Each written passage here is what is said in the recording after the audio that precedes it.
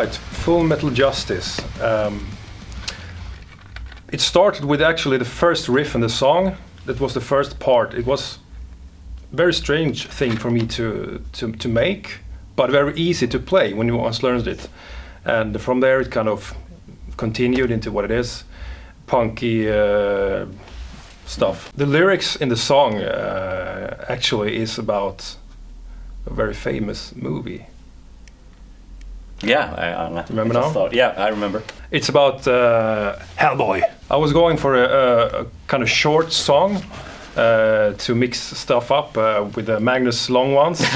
Someone's gonna make the short ones, and I think it's about 3 minutes. On the choruses, you have the vocal battle thing. Yeah. And actually, there's been a lot of feedback. I got a lot of emails. People, they are guessing who the guest vocalist is. All right. There was someone today. So who was that? What the fuck was that? Was it? Someone guessed that it was the Gorefist singer or something. Yeah. But you have a bit deeper voice. Yeah, and, much deeper. And we played around with it in the studio, and in the end, we have this long growling stuff that kind of mix into each other's, which wasn't the first intent. But I think something that came up after a few beers, and I think I mentioned it after a few beers. You mentioned you wanted us to try out, me overlapping myself. Yeah. And then it didn't work. So it didn't. Yeah, exactly. Yeah. So two voices and they're always overlapping. It works really good. It's a great chorus to do that on, and the melodies of the riffs and everything. Yeah. Everything is very good fit together. Yeah. Cool one. Yeah, really good one.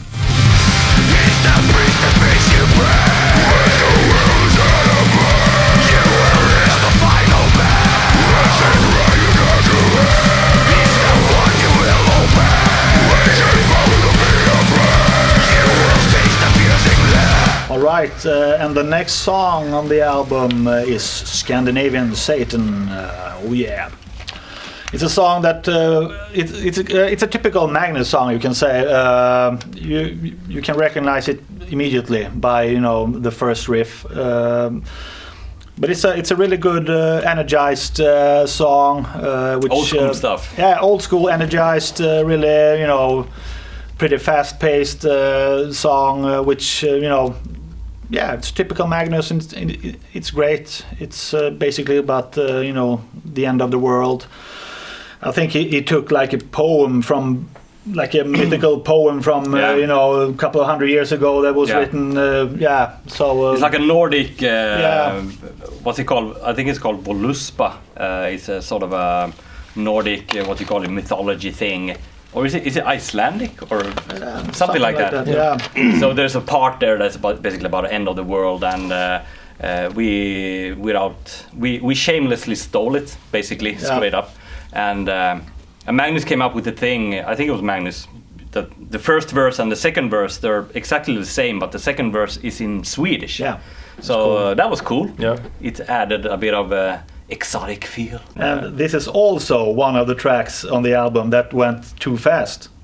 Really? Yeah. What were you guys doing? Yeah, I mean, you have the Motor Death, Glorious Hades, and Scandinavian Satan, which was, the wrong BPMs settings from the beginning. So we played it too fast. So, yeah. But I know that there was one BPM for Scandinavian Satan and Henrik suffered because he couldn't play that slow. Yeah, that's the case. So he was always pushing. We had to play a little faster because there was something with the kick drums.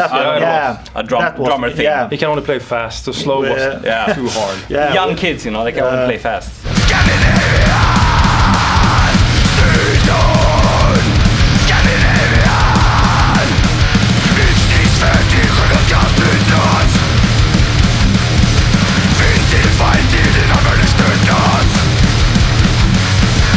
Devoid of Light is a song that was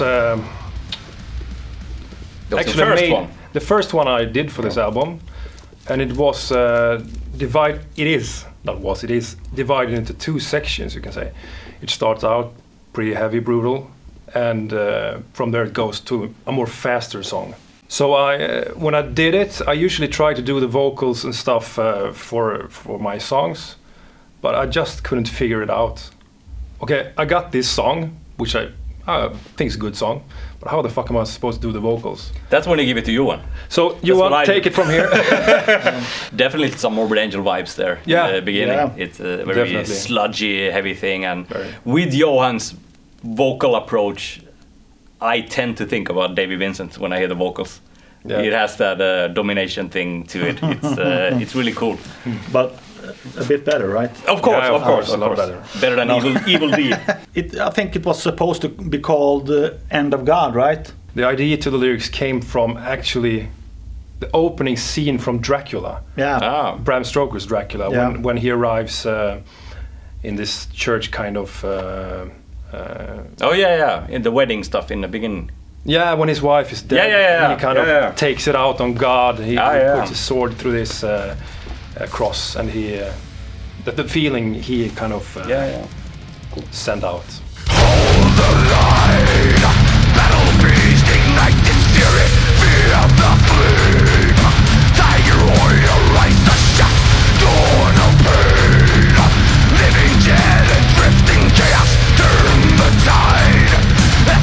Alright, then we have We Drift On. It's has been labeled maybe as one of our first ballads.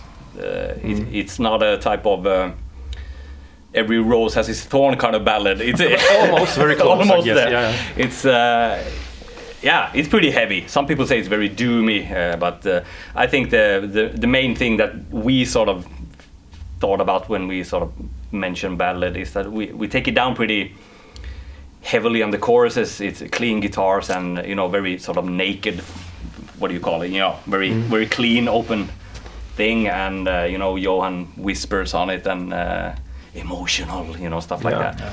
It was actually pretty heavy discussed in the within the band, that song, because Tell me about it. Yeah, you had this idea and was like, really? Yeah, Is it I going know. to fit into The this thing is, madness? I mean, it was... The thing is, we all know that we are all Metallica fans. Yeah. And in the beginning, Marko's first version was very typical Lars Ulrich, basic drums. Yeah. And everything, and I mean, I don't want to say I hated it, but I hated the fact that it should be a thing on our new album. Yeah. So I was very against it, but when we changed some things, I think it turned out really good. I think the clean stuff there, the sort of main notes that are the rhythm, it's basically the same pattern as To Live Is To Die with Metallica, and that was the thing a lot of people reacted. And as Johan said, it had that fucking Lars Ulrich drums to it, but I think it was Magnus that came up with the marching snare thing. I wanted to push for something different, because all our videos are always the brutal song, and I think every fucker out there knows that we can play brutal, but we have also this side that we can take it down, be heavy, be mellow, whatever, and we have stuff like that basically on every album. But this time, let's show that we can actually play soft and a bit softer.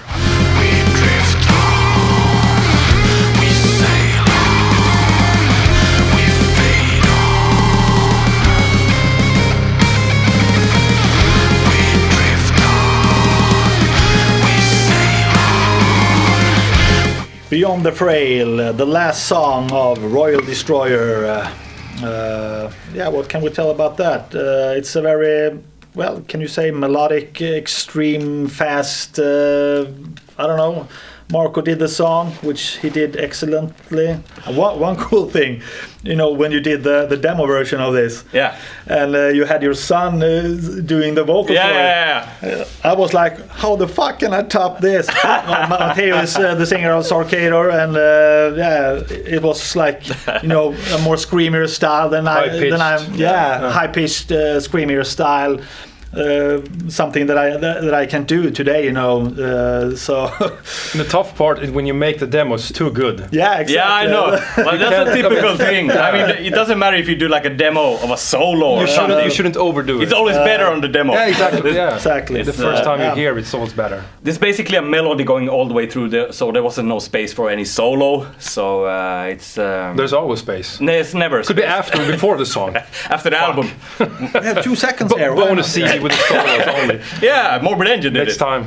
The lava versions. Yeah. That's it. That's Royal Destroyer. I think we did good. So we had a horse. Yeah. We had thunder. Ebo.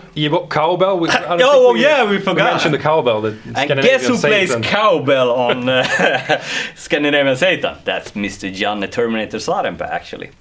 He came to the studio, 6 hits, right? Yeah. Yeah, 3 6 2 hits, times. 1 take. So he still has it. Work done. Okay, yeah, we're proud of the album. It's Definitely. cool. So, all right, take care.